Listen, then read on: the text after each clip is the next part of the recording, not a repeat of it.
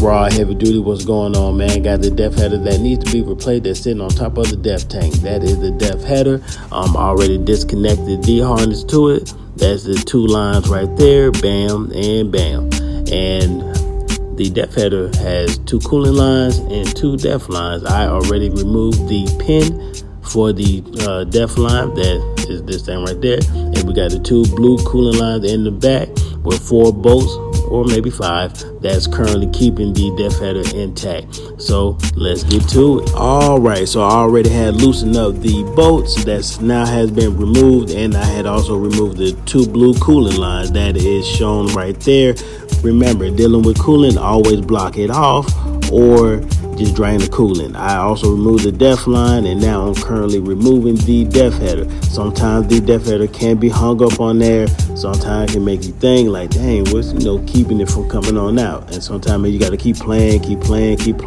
Sometimes you got to walk away from it. In this case, it was kind of giving me a good run, and so I walked away, came back, and I said, all right, I got it now. So, but once you go ahead and remove it, then you go ahead and put the new def header in there. So let's get to it. All right, cool. So we got the new def header. Gonna go ahead and slide that in there.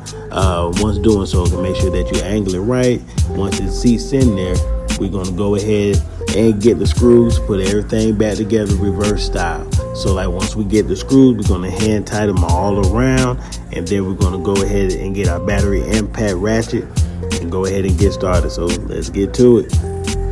Alright, so cool. Remember, whenever using a battery impact ratchet, do not go crazy with it because we don't want no bolts being broken or damaged def header. So that's something that we're not trying to do. So cool. Alright, so next up is going to install both def lines. So before doing so, I went ahead and removed both covers that's on the ports. So once installed, make sure that it's seated down correctly or it gotta snap.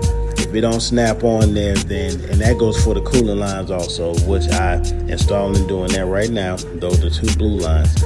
You gotta make sure that all them lines snap, because if not, if the lines are loose, fluid will leak out, and that will cause derate. We don't want that for the truck. So once doing so, I went ahead, got that clip, put the clip back into that def line that I took out earlier to remove the def line.